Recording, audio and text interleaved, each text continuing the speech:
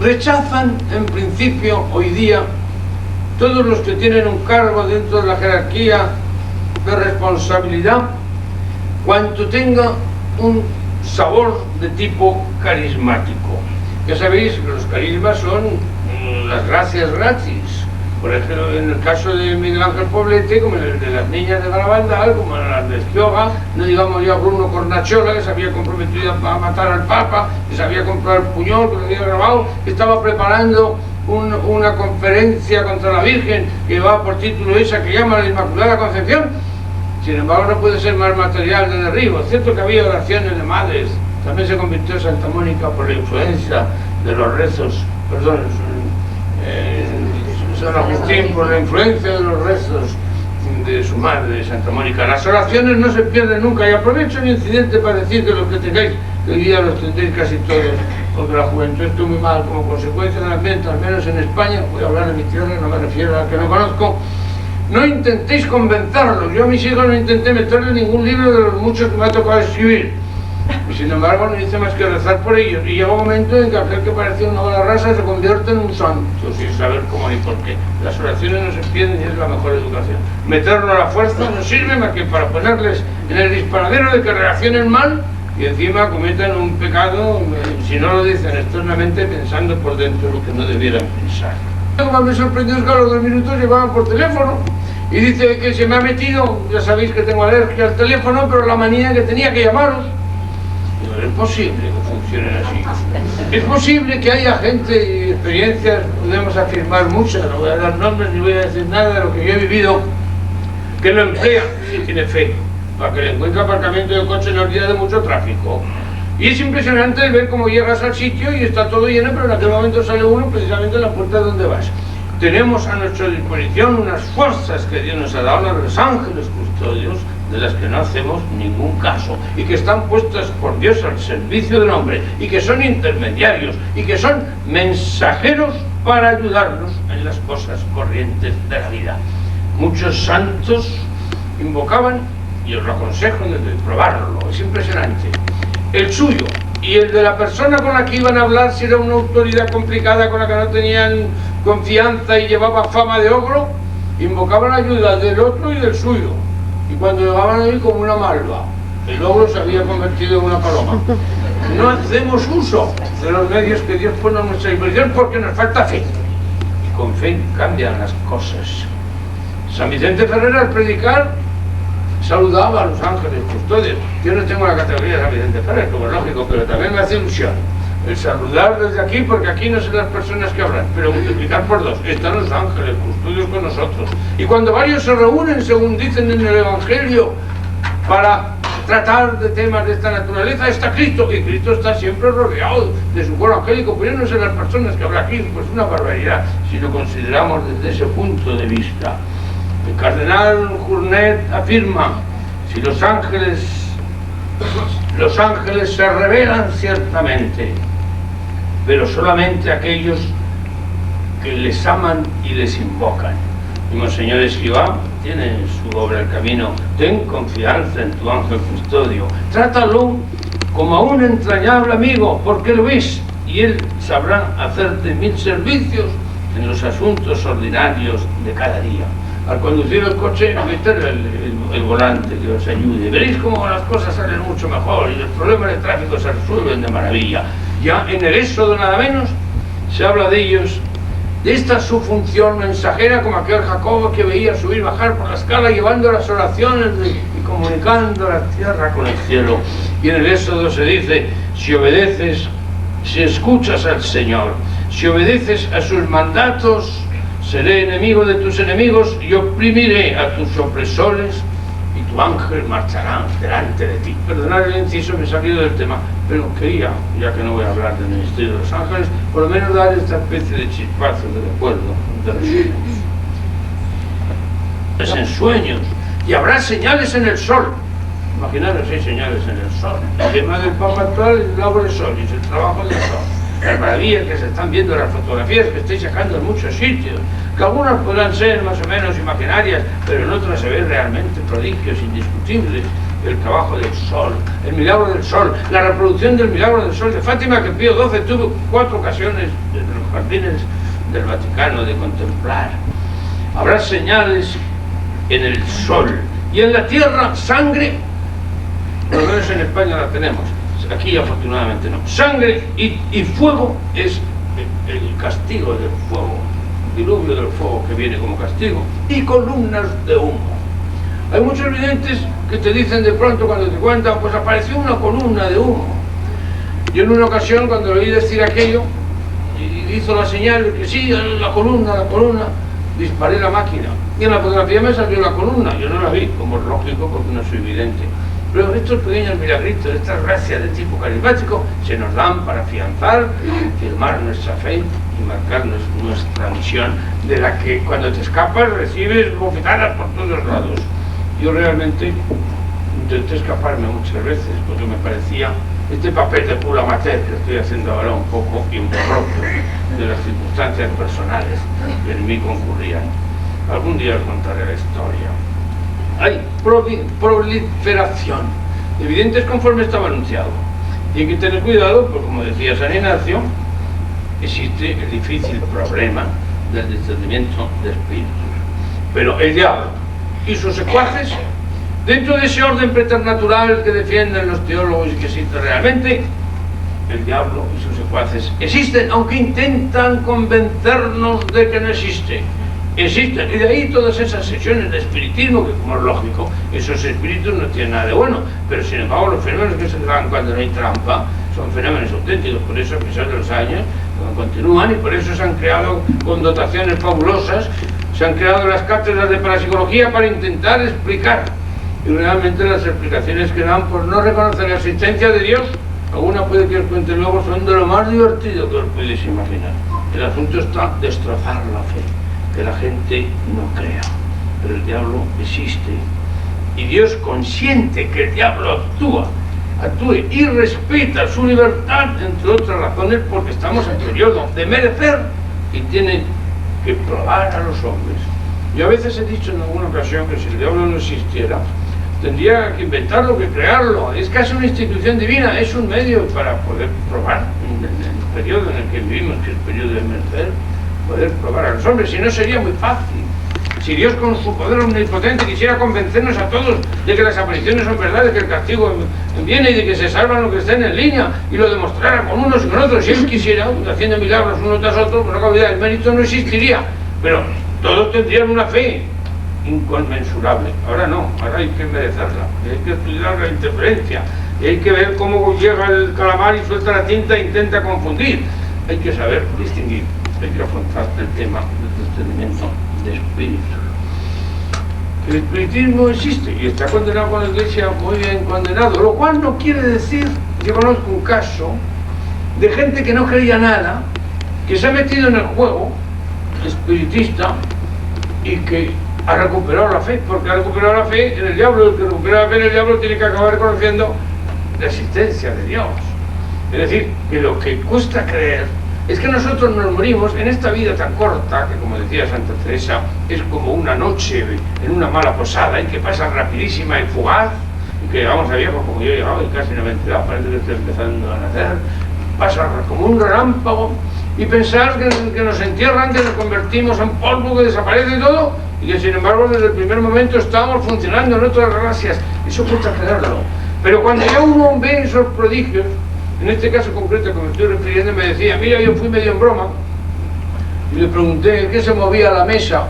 Dice, la mesa, y un sillón que había que se levantó 1,5 metros y cayó rompiéndose una pata. Y claro que el hombre se encuentra con que hay un mundo, al ver que no era el truco, que está por encima de lo que nuestra razón comprende, porque a Dios no lo podemos comprender, pero tampoco lo podemos sentar, procesar ni sentar en el banquillo. Hay pues que lograr la fe en estas verdades que nuestra razón en principio rechaza, y con la fe conseguiremos obrar y hacer auténticos milagros. A Dios no podemos verlo cara a cara, pero sin embargo podemos presentirlo perfectamente a través de los reflejos. Es un caso parecido, yo me atrevería a decir, a un prisionero que está encerrado en una casucha de tablas mal construida y no hay ventana. y no puede abrir la ventana y mirar el sol. Pero sin embargo, por las rejillas de la mala construcción se cuela la luz los días del sol y sabe distinguir cuando llueve, cuando no llueve, cuando no. Pues nosotros tenemos que creer en la existencia de Dios a través de los reflejos que nos está mandando a montones, a través de las estigmatizaciones que se están dando y que nadie entiende, sobre todo cuando se abren las llagas y cicatrizan de pronto sin dejar ni rastro, con la instantaneidad de lo milagroso, a través de las marchas y caídas estáticas, a través de las sangraciones de imágenes. Yo tengo una imagen que me regaló Albert Rivera cuando me casé, de madera, una talla preciosa, que me sangró 5 veces, y tengo los paños empapados en sangre, y tuvo durante mucho tiempo el perfume sobrenatural de cada sangración impresionante. Se está dando a montones por todos sitios, porque Dios está ayudando, porque la Virgen está intentando salvar a la humanidad, cumpliendo el encargo que le dio al pie de la cruz. Y están las comuniones místicas, unas visibles, como en Chile se están dando, otras invisibles, unas que salen en fotos y en películas, otras que no salen. Y está el perfume sobrenatural que se estaba multiplicando por doquier. Yo en una ocasión, yendo a un sitio de peregrinaje, para hacer menos pesada la explicación, meto alguna anécdota de vida, no sé si procede, mi intención es buena, me encontré con que rezaban el rosario las que venían en un coche muy grande, que entonces íbamos a menos 10 personas, entre ellas 2 videntes, unas diciendo Santa María, Madre de Dios, y otras añadían Madre de Dios y Madre Nuestra. Y yo corté el rezo y dije, oye, consultar, no podíamos rezar todos pues, de una forma o de otra. Y entonces a los pocos momentos la vidente dice, la voz de la Virgen por dentro de la locución me está diciendo que le gustaría que dijéramos Santa María, Madre de Dios y Madre Nuestra. No tendría importancia ninguna, para mí al menos escéptico en principio, la respuesta, si no fuera porque en aquel momento el coche se inundó de un perfume sobrenatural inconfundible. Era la rúbrica, la confirmación de que lo que decía aquella mujer no se lo inventaba. Y está la iluminación de estampas. También tuve oportunidad de vivir una de ellas cuando murió el Padre Pío. La última carta que dictó el Padre Pío me la dictó a mí. Y ella me decía, no puedo apenas respirar, estoy en la tumba, estoy muerto, muerto. Y el que la copiaba me añadía, que era un sacerdote de Natilio Negrisolo, me decía, para que vea usted cómo son los sufrimientos de los místicos, porque nadie pensaba que se iba a morir hasta el año 1982, porque él había dicho que moriría en el año 82, y se refería al año 82 de su vida. Sin embargo, se cumplió la segunda profecía, moriré el día en que se termine la cripta que me están preparando mis hermanos que quieren enterrarme aquí. Terminó el día 22 de septiembre, bajaron a bendecir a primera hora, bajó él a conocerla y a visitar su tumba, y por la noche de esa noche se murió. Se cumplió la profecía porque Dios no engaña y lo que viene por vía mística y vía sobrenatural se cumple siempre. Y tenemos ese otro reflejo del don de lenguas, de las levitaciones, de las bilocaciones, más todas esas chambas providenciales que estaréis viviendo muchos de vosotros, esos acontecimientos con que nos habla Dios, la providencia que gobierna nuestras vidas y gobierna la vida de las naciones y de los pueblos. El tema de la providencia siempre me ha impresionado. El primer trabajo que hice antes de meterme en estas lides, cuando era estudiante, trata de la providencia de Dios. Puede que lo publique algún día con otros que tengo de fechas posteriores para ver la evolución del pensamiento, con esa curiosidad. Pero para describir la fe, ¿cómo explican el don de lenguas? Yo en una ocasión viví un don de lenguas. Luego una peregrinación, venía la vidente que me he referido antes, era una andaluza, con un acento cerrado que no la entendíamos ni los españoles. Y veo, me quedo en medio, que una inglesa la habla en inglés y ella habla en el andaluz cerrado. Y aquello era una conversación fluida, alegre. Y al terminar le dije, bueno, Carmen, es que tú entiendes en inglés. Y dice, sí, me hablaba muy bien en castellano. Voy al inglés, ¿usted entiende el castellano? Sí, me hablaba muy bien en inglés. El don de lenguaje existe, se ha dado siempre y se sigue dando ahora. Son fenómenos de estos reflejos para creer en Dios.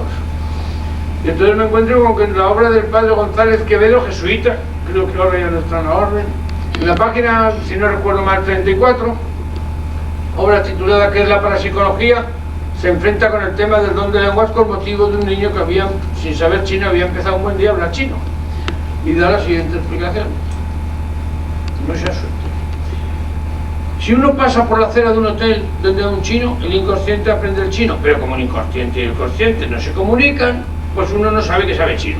Ahora, si te dan un golpe en la cabeza en virtud del cual el inconsciente se comunica con el consciente, pues aquel señor que no sabía que hablaba chino, pues habla chino a la perfección. Ya ha dado una explicación científica que viene todo en un libro serio. Y en la sacación de imágenes, el aporte. cuando yo lo consulté con un parapsicólogo amigo, bueno, el aporte quiere decir que tú piensas que tu sangre pues puede ensangrentar una imagen y entonces tu sangre sale y se pega. Y bueno, y en el caso aquel en que yo, por razones que habían ocurrido antes, no voy a contar el caso, pensé que podía sangrar mi imagen en un cenáculo que estaba. ¿Qué pasa? Que desde el restaurante yo, ya desaparecido ahí en la calle Serrano, subió las escaleras, salió a la calle Serrano, recorrió mi sangre por el aire 8 kilómetros, llegó a Santiago Bernabéu, dio la vuelta, cogió Avenida Perón, entró por una calle lateral y allí en el octavo piso, aún le dije en broma, no sé si cogería el ascensor o la escalera, mi sangre llegó a la imagen por allí, con todos que además suelen ser parecidos a los de otros sitios, pero que no tienen explicación, con las levitaciones, con la vela allí que le estaba lamiendo sin que se quemara ni lo notase, con todo lo que en definitiva se ha dado allí, la apertura de los estigmas que se cierran instantáneamente, que es la parte del caramelo y las pruebas que nos dan para que creamos en ese prodigio, para que tomamos en serio, y esos mensajes que me ha podido inventar un niño inculto. Yo tenía 17 años cuando empezó, y que coinciden con lo que se dice en el mundo entero por parte de la Virgen, con los mismos prodigios y los mismos milagros. Pero los que estéis cerca de él tenéis que ayudarle, que protegerle para que la influencia maléfica no entra, para que aquello no acabe prevaleciendo lo malo sobre lo bueno, y una de las muchas apariciones que existen que deben de triunfar se queden en nada, porque además de eso depende incluso la salvación de Chile. Tenemos pues que estar protegidos siempre con la coraza de la oración, la coraza de la humildad y con nuestro buen comportamiento. Y no temer, porque aquel que busca el reino de Dios y su justicia es verdad, que lo demás se le da por añadidura. La Virgen nos protege y nos protege con delicadeza de madre. Cuando en el último mensaje, o el antepenúltimo que hubo allí, que estuve presente, pude vivir de cerca, después, en la última que tuvo, que ya fue solo la niña con la Virgen, le dijo, el mensaje lo mandé a través del ángel San Miguel, porque no me atrevía a decirlo yo, porque me daba pena. Es decir, que estáis en los últimos avisos, que ya viene el castigo, que ya no se puede eludir, que le daba pena. Supone que es una madre de corazón bueno. Desconfiar de esa gente que todos tenemos alrededor, que vienen muy contentos a darte una mala noticia, cuando hay verdadero amor, cuando es una madre como la Virgen, se sigue otra táctica muy diferente. Y tranquiliza ante los riesgos que nos amenazan, riesgos que no podemos eludir, castigo que no podemos eludir ahora ya. Pero, sin embargo, nos tranquiliza y nos dan los libros sagrados las señales, y lo confirma a través de místicos y santos. Y por la Virgen, a través de sus videntes, tenemos ya resuelto el crucigrama, y para tranquilizarnos dice, pero no os preocupéis, que igual que entraron los 8 en el arca de Noé, los que están llamados a salvarse no se enterarán de lo que viene. Sí tiene importancia, sí tiene importancia. Cuando sabemos que se va a salvar no 8 personas, sino una tercera parte de la humanidad. Esto no quiere decir que eludan el castigo, lo eludirán los elegidos, o los que quieren instituir el reino. Con ese pequeño grupo de elegidos, con el que va a instituir un reino, como ha dicho muchas veces el Señor en sus manifestaciones. Los demás, es fácil que no lo sufran, pero otros lo sufrirán, pero se salvarán. Yo estoy seguro de que cuando a través de los medios de difusión, de la prensa, de la radio, de la televisión, se pueda decir, el aviso este que ha ocurrido, este fenómeno, tiene la explicación de que se anuncia aquí, aquí, allá. Bueno, habrá muchos que dirán, bueno, una casualidad. Pero luego el milagro, oye, el milagro y tal, hombre, anunciaron un aviso de milagro y sale el milagro. Y a lo mejor siguen resistiendo. Y luego el segundo aviso, oye, pues se ha cumplido el segundo aviso, la cruz ilumina la noche como si fuera de día. Y puede que resistan también, pero cuando llegue el momento, después de haber oído todo a través de los medios, que vean el fuego que viene, sufrirán el castigo del cielo, pero tendrán la reacción final. Y no olvidemos que uno se condena si quiere, tiene la oportunidad de salvarse. Y en esto voy a aludir a un testimonio de muy poca fuerza realmente, pero que sin embargo recoge la verdad. El final de una obra que todos conoceréis, el Don Juan Tenorio de Zorrilla. Allí acaba, el verso no es exacto porque no lo recuerdo, pero la idea aproximadamente es algo así.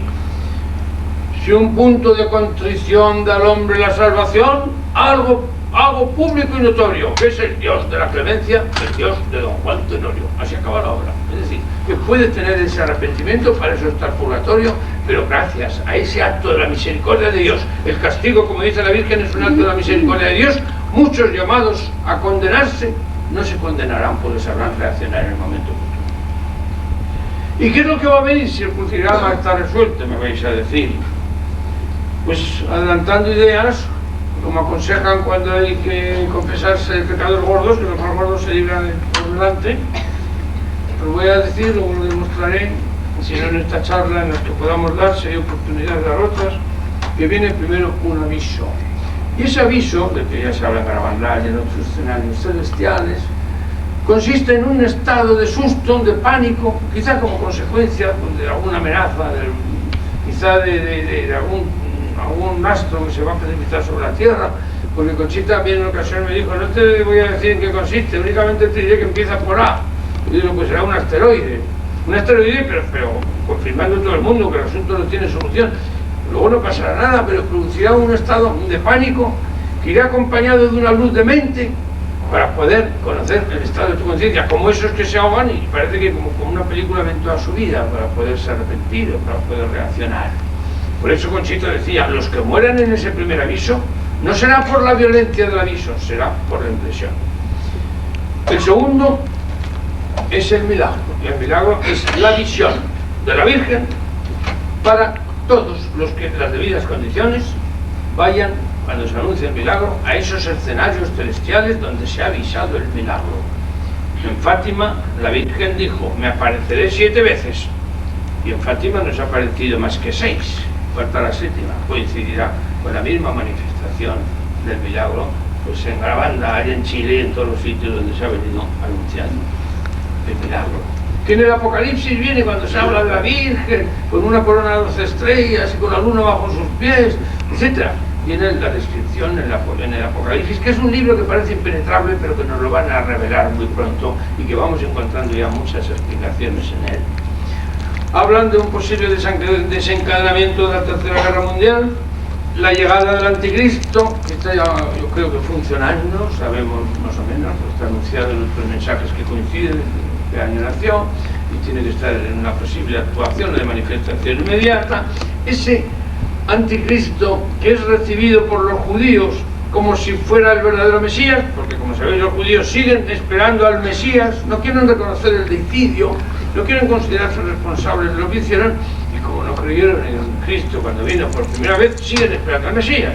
Y cuando vean que se presenta el Anticristo, pues el Anticristo ante los milagros y los prodigios que hará, lo reciben como el verdadero Mesías.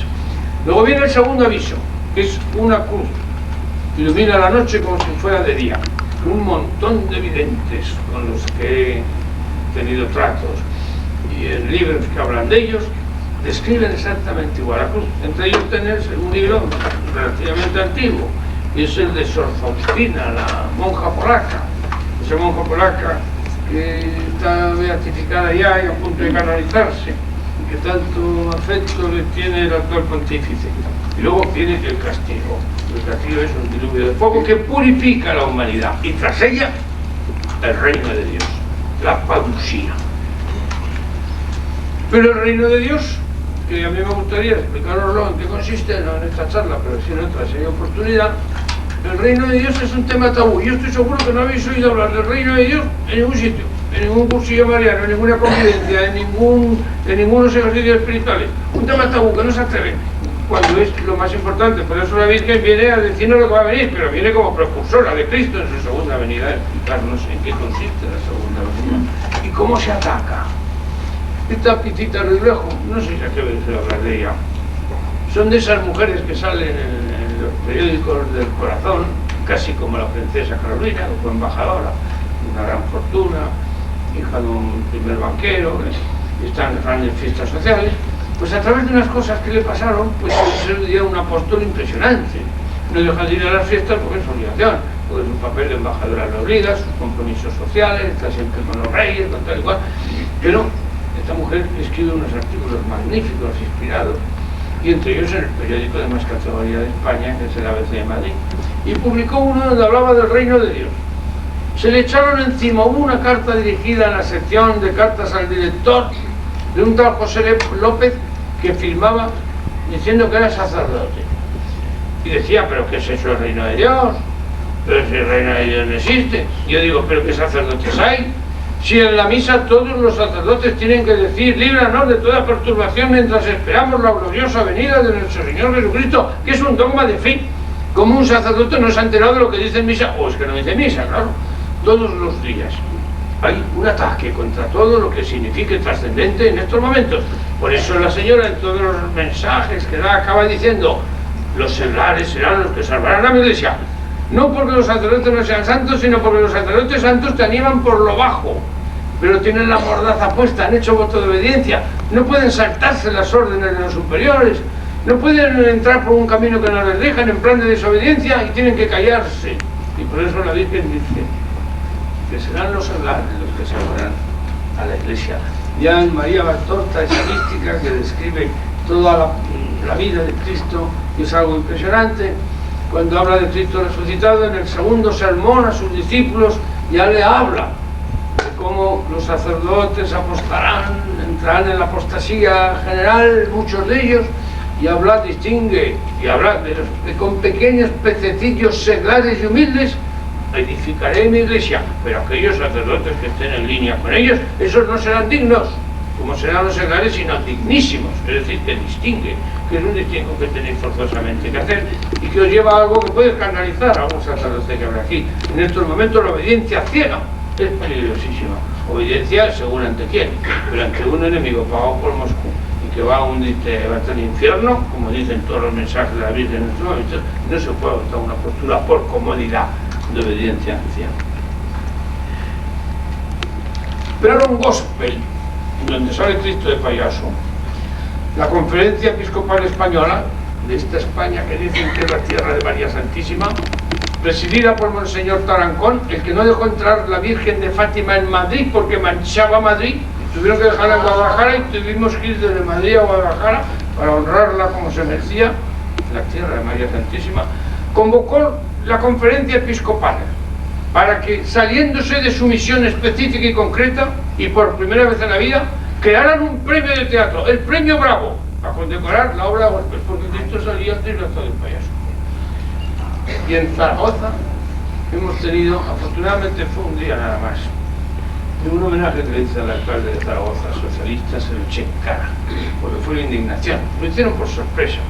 Y fue un solo día, y en el parque es un sitio donde siempre se ha ido a hacer porquerías, es decir, que parece que había una cierta justificación. Sacaron a nuestra queridísima Virgen del Pilar, reina de la hispanidad y de la raza, y la sacaron con bigotes bailando con Jordi Pujol.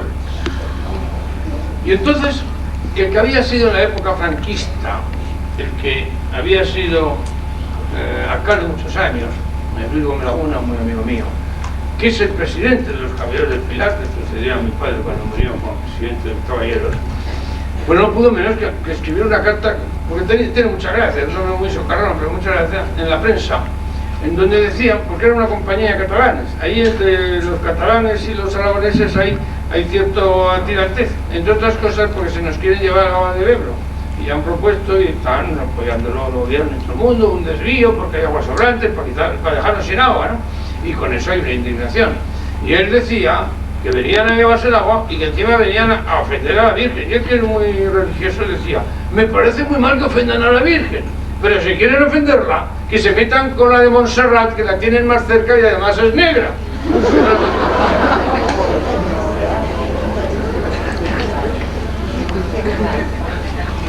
Hoy nos habla la Virgen y el Señor por medio de los videntes.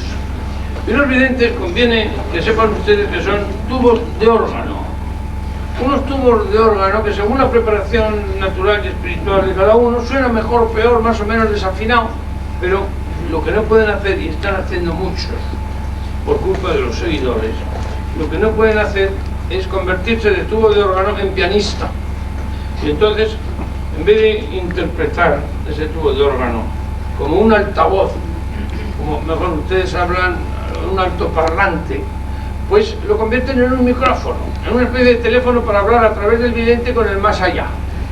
Y claro, el vidente que se sube al pedestal y que le preguntan y que dice: pues fulano es bueno, pues tal vidente es malo, que se sale de su cometido y de su papel pues claro, acaba saliéndose de su función. Son tubos de órgano para transmitir lo que oyen sin juzgar, sin meterse, sin salirse de su papel, sin contestar a esas preguntas que se le hacen. Pero señores, si yo en un cenáculo maravilloso he visto a una señora aprovechándose que estaba la Virgen hablando a través de la vidente, el preguntarle si le parecía bien que vendiera una lavadora rota.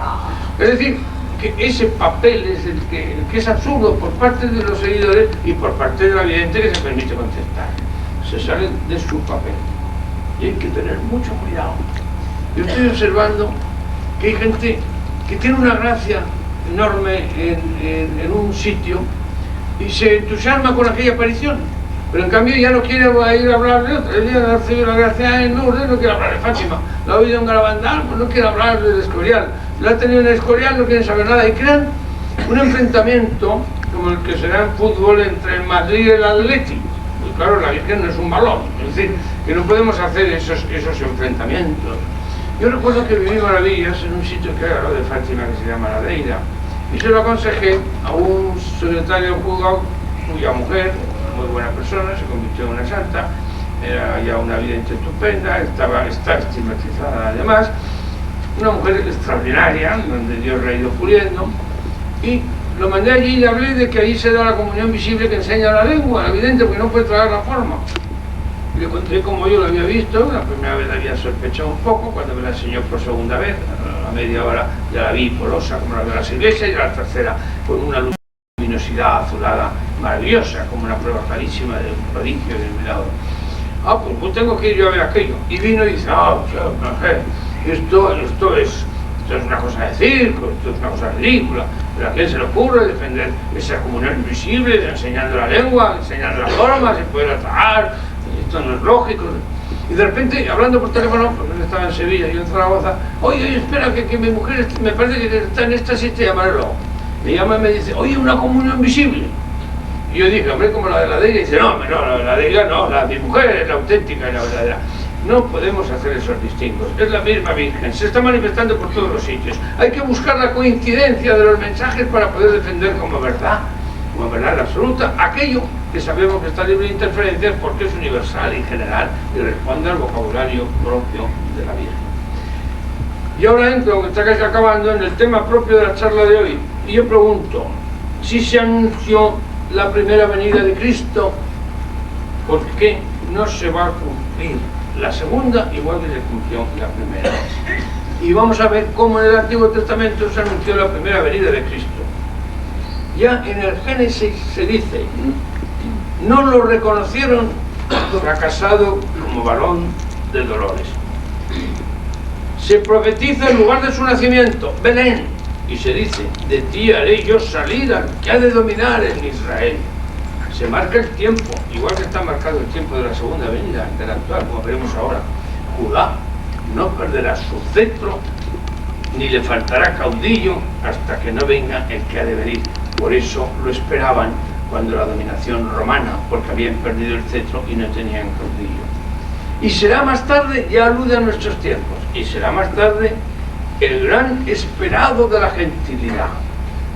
La finalidad de estas charlas, darnos cuenta de que como precursora de Cristo, la Virgen nos anuncia que tras el castigo vendrá el reino de Dios, que es la época gloriosa, la época del Espíritu Santo, la época del reino del amor y de la paz, y que hay que prepararse para entrar en ese reino. Será el gran esperado de la gentilidad. Fijaros que aquí se anuncian las dos venidas, y en la segunda no se aluda a los judíos, porque los judíos siguen confundidos, se irán confundidos mucho tiempo, siguiendo al anticristo. El pueblo judío es uno y el pueblo de los gentiles somos nosotros. El primero fue el que entró por el camino de la elección en primer lugar.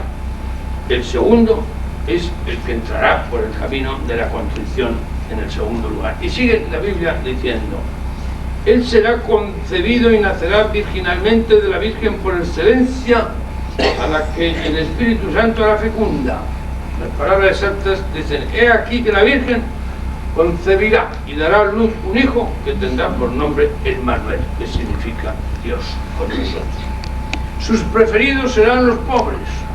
Esto realmente pues es una afirmación que existió desde entonces. Claro que al hablar de pobreza se refiere a los que, si les ha tocado, han tenido suerte y tienen riquezas, sepan tenerlas desplegándose y empleándolas para ayudar y para servir a los demás. Porque en aquella época ya se habló de que era más difícil que un rico entrara en el reino de los... un camello entrara por el ojo de una aguja, un rico por el reino de los cielos. Luego vino el protestantismo con Lutero y con Calvino y destrozaron esta idea. Entonces ya promocionaron la cosa de enriquecerse como un mérito más ante los ojos de Dios. En su reino, a este punto no hemos llegado, pero está anunciado, todo será amor y caridad. Luego se dice, pero esto no llegará hasta tanto que con duros golpes de su vara no haya purificado la tierra de tanto crimen y tanta abominación.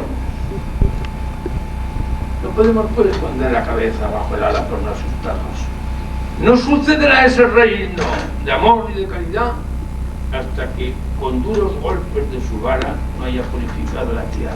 Esa purificación que se hace como esencia, fundamento de la mayor parte de las purificaciones, con el dolor, con el sufrimiento y con el fuego que purifica y que limpia.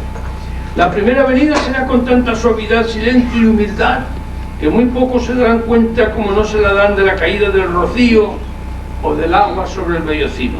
Así fue. Los judíos no se dieron cuenta de la venida. Y cuando en el Sanedrín, donde había algunos como José de Arimatea, que quiso defender al Señor, y habló de los prodigios y milagros y de que había resucitado a Lázaro, lo atribuían como hacen ahora muchos miembros de la jerarquía ante los procesos y milagros que se dan. Eso es fruto de los milagros del diablo. En aquella época, aquellos milagros se los atribuyeron a Belcebú y cometieron el deicidio. Y dio la casualidad de que en todo aquel follón no había más que un gentil. Cobarde, no podemos defenderlo. Me estoy refiriendo a Pilato. Pero Pilato fue el único que hizo todo lo posible para defender a Cristo. Fue el único que, influido por su mujer, siempre las mujeres influyen en los hombres, pero esta no tuvo fuerza decisiva suficiente, pues no quiso, por el sueño que había tenido, condenarlo. Y lo flageló para ver si así se apiadaban los que estaban pidiendo su crucifixión y su muerte. Y posteriormente, al ver que no los convencía, soltó a Barrabás, que era el enemigo público número uno, para que eligieran, diciendo ante esta. Y al final, cuando vio que ya no había solución y amenazaban con denunciarlo al César, pues ya por cobardía y por miedo, pero no cabe duda que nuestro representante se portó mal, pero no del todo mal, porque aún intentó por todos los medios salvar al Señor. Vivirá en Nazaret y empezará su vida pública en Galilea. Se cumplió. Su reino será inconmovible y eterno. Su trono se alargará siglo tras siglo, que es lo que va a venir.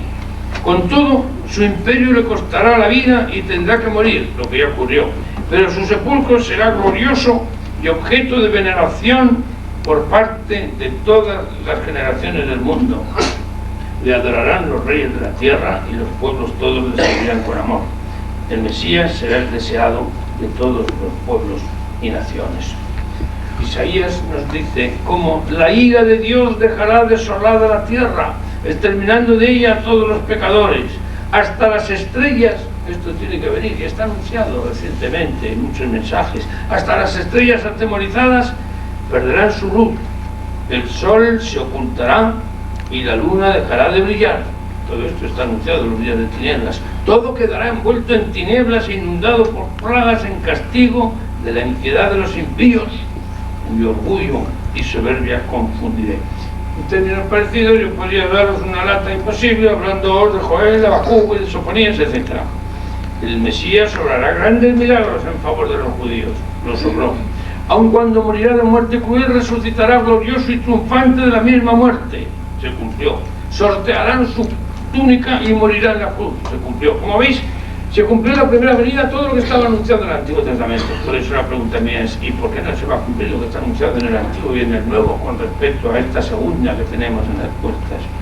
También en la primera de los Corintios se dice, resucitó de entre los muertos, porque si por un hombre, Adán, vino la muerte, por otro hombre, Cristo, vendrá la resurrección de los muertos. Y también estaba anunciado y se ha cumplido el gran pecado del pueblo escogido, la muerte de Cristo, con aquella frase. Yo le rezo todos los días a un fundador que es un santo, Y sin embargo, por ese miedo querer quedar bien con los que puedan mandar y tal, si cogéis de una obra de Dios que no quiero citar, si cogéis la obra del Rosario, os encontraréis que al llegar al misterio de la ascensión, dice: y aparecieron dos hombres con vestidos refulgentes que les dijeron: ¿qué hacéis ahí mirando al cielo? Cortado. Ya no dice lo importante, modifica, se permite modificar un texto del Evangelio para no decir ese mismo Señor que habéis visto marchar es el que tiene que venir. Lo tiene que completar, lo que en cierto modo faltaba la pasión de Cristo y que viene representado simbólicamente en la misa con la bolsa de agua, con la cucharilla hecha en representación del sufrimiento humano. Y se han pedido almas víctimas, como fue Teresa Neuma, como fue el Padre Pío. Me encantaría hablaros de la biografía de estos santos. El Padre Pío, Teresa Neumann, Catalina Almerich, que han ofrecido voluntariamente el ser víctimas para poder compensar y equilibrar el fil de la balanza de la justicia de Dios. Pero como ahora ya vemos que eso no puede ser tal como está el mundo, pues ya el castigo para equilibrar esa balanza se impone desde arriba y viene desde arriba. Pero es importante, y me gustaría que os quedarais con esta idea, con el gran sufrimiento que hay en el mundo, el no abrazarse a la cruz con resignación. Hay que abrazarse a la cruz con alegría. Hay que ser consciente de que el sufrimiento, si lo elevas y lo incorporas a la pasión de Cristo, es un sufrimiento rentable. Es algo así como si a vosotros os dijeran: te va a doler esta noche la cabeza y las muelas terriblemente, pero mañana te va a tocar la lotería. Y os aseguro que sufriréis muy a gusto. Tenemos que ser conscientes de cómo nuestro sufrimiento podemos convertirlo en algo positivo, en algo rentable. Puede ser de un valor enorme, extraordinario para nosotros y para la humanidad. Y se sufre por ahí a montones y nadie es consciente de esta verdad, porque esta verdad, por desgracia, apenas se predica. Y está marcado el tiempo. Recordad que la primera venida se produjo con aquella frase: Judá estará bajo los pies, la primera frase es: si Judá estará bajo los pies de los gentiles, no, Jerusalén estará bajo los pies de los... Judá no perderá su cetro, perdonadme, tengo muy mala memoria.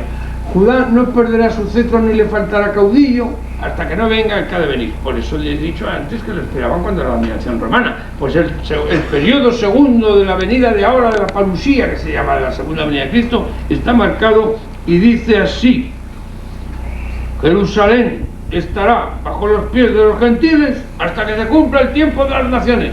Es el tiempo del juicio de vivos, el tiempo del sufrimiento de las naciones. Ahora pues, en este momento, Jerusalén ya no está bajo los pies de los gentiles, ya se ha constituido en Estado independiente, un Estado independiente que de una manera insospechada y con el apoyo de la ONU y hasta de las repúblicas soviéticas se aprobó en el año 1948 con la sorpresa total, y que en fecha recientísima, concretamente en el año 1980, ha sido declarado Jerusalén capital del Estado de Israel. Estamos entrando, como se dice en todos los mensajes, en todos los sitios, en el fin de los tiempos. Que no es el fin del mundo, insisto, sino el tiempo de las naciones, la terminación del periodo de la redención. San Pablo decía que tenía que completarse lo que faltaba a la pasión de Cristo. Y para esto ya no se habla de las almas víctimas que han existido, ya no se piden almas víctimas porque es totalmente inapelable.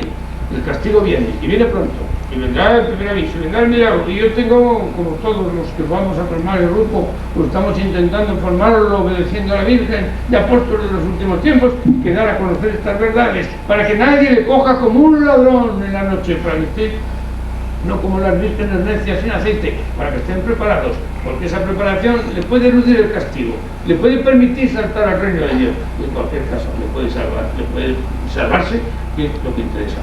Me he quedado en el arranque de una charla que puede ser de interés, sin posibilidad de continuar otro día aquí en nuestro sitio, como veo que hay magnetofones, yo lo haré con mucho gusto, ya que he venido hasta aquí, pues para lo menos el fruto de mis estudios pueda someterse a la crítica de los que quieran. Habrá errores, pero lo hago de muy buena fe y siempre el deseo de cumplir lo que desde ahora os aconsejo que sea vuestra petición única, porque no sabemos lo que nos conviene. Qué pena que no pueda hablaros del poder de la oración. Pedimos mal, no sabemos lo que nos conviene. Lo mejor, así como practicando un idioma cada vez se incorporan nuevo vocabulario y nuevas palabras, practicando la oración cada vez se piden menos cosas. Y ahí llega un momento que ya no se pide más que el cumplimiento de la voluntad de Dios en la familia, en los hermanos, en los negocios, en lo que sea. Llega un momento que ya no se dice más que se cumpla en mí tu santa voluntad. Y llega el momento como Elías, que estaba pidiendo la lluvia que vino y que bajara el fuego de la tierra para convencer al rey y a sus secuaces y a la mujer del rey, a la Jezabel aquella, no sé cómo se llamaba. En definitiva, adoptar la postura de Elías, que ya ni una sola palabra pronunciada, con la frente en el suelo, estaba en una postura de sumisión y de entrega absoluta. Que desde hoy intentéis por todos los medios pedir, en vez de esa retaíla en la comunión de peticiones varias, una sola petición, la que interesa, la que os conviene, el cumplimiento en vosotros y en vuestras cosas de la voluntad de Dios. Nada más. Y muchas gracias.